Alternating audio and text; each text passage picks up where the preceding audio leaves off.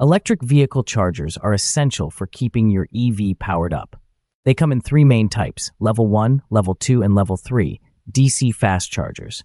Level 1 chargers use standard 120-volt outlets. They charge slowly, adding 3 to 5 miles of range per hour. They are best for overnight charging or plug-in hybrids. Level 2 chargers use 204-volt outlets, like those for large appliances. They charge faster, adding about 10 to 60 miles of range per hour. They are often installed at homes, workplaces, and public charging stations.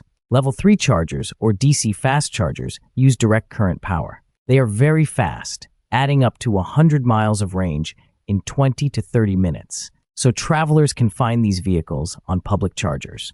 They're ideal for long trips. First, plug the cable into your EV's charging port to use an EV charger. Make sure it's secure. Some chargers must authenticate via an app or RFID card. Once connected, the charger starts transferring electricity to the vehicle's battery. The charging status is usually displayed on the vehicle's dashboard or the charger.